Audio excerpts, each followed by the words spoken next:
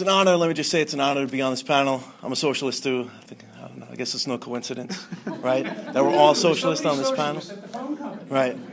You know, and I was going to get into that later, but I might as well get into that now. You know, like it's really no coincidence that like what built the mass struggles in the 1930s, it was socialists and communists and radicals who led those struggles at that time period, and it was because, you know, it wasn't just an accident. It was because they had, you know, like they had great leadership.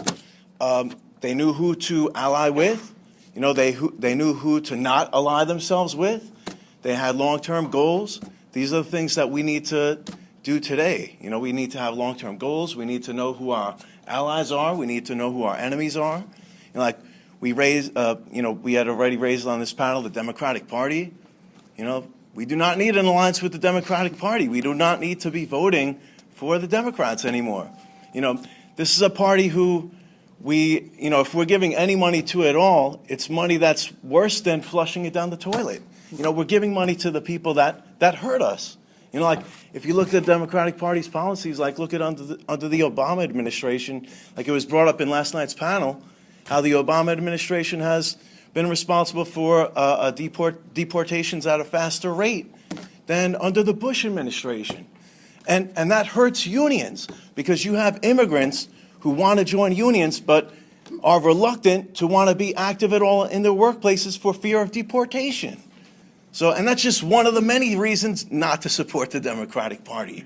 You know, like their blatantly anti-union stances lately, geez.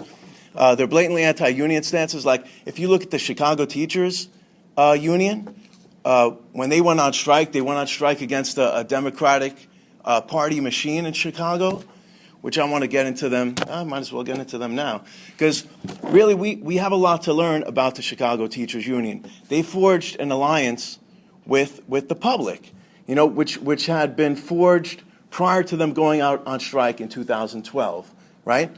That alliance was formed because the Chicago Teachers Union was helping to stop school closings, which they were unsuccessful in doing, but because they forged this alliance with the public, they had the public's support when they went out on strike in 2012.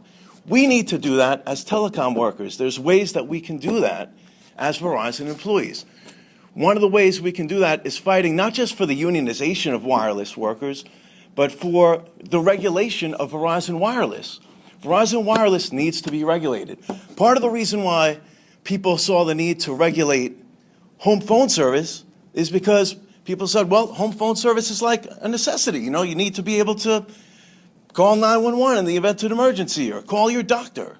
You know, like aside from the convenience of having a phone, you know, and the fun, you know, it's nice to be able to talk to people. There's a necessity of having a phone. You know, it's less necessary now to have a home phone, but that was the justification for having regulation. And that regulation still stands for home phone service. Wireless, there's even more of a justification for regulation for wireless. You know, I could be in a car accident. You know, my home phone isn't going to help me there, so I could call from my cell phone if I need it at any time.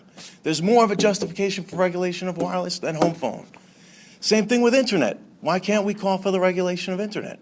You know, even beyond like net neutrality, like in terms of people say if you're low income, there should be a discounted rate for internet. There should be a regulation that calls for a discounted rate for wireless for low income people.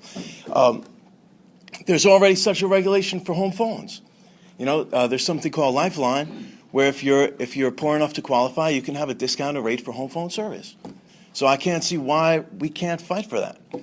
All these things that we could do publicly to build an alliance with the public, you know, so that if and when we have to go on strike or if we're locked out, we can have the support of the public.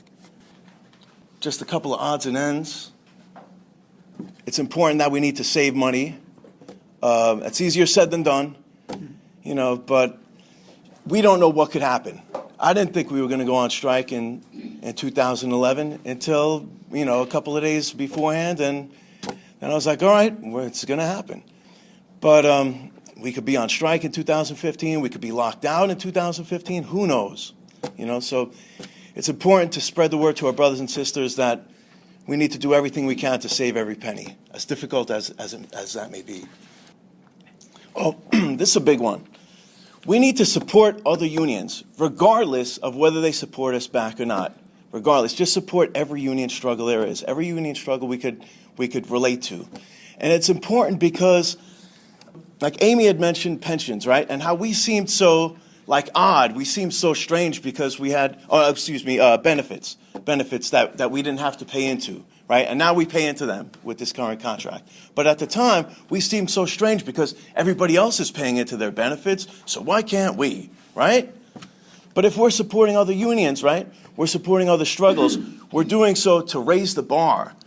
Why can't other workers have a pension? Why can't other workers have benefits they don't have to pay into? But if we're just leaving everybody else to fight for themselves, that likelihood is not that realistic. You know, we have to be supporting each other's struggles. Just another odd thing to mention. I thought it was kind of outrageous when new hires didn't get pensions, like they're not guaranteed pensions with this current contract. I thought that was kind of outrageous. All they're really guaranteed is a 401k, which basically 401ks is like we're putting money into something, again, we're putting money into something that stabs us in the heart. Every time the stock market sees that a company lays off thousands of people, the stocks increase. So we're giving money to an institution that is opposed to us, that benefits from our layoffs. So why can't we be fighting for pensions more than 401ks? And I think that's about it. Thank you. All right, covered a lot of ground. Here's the ground rules.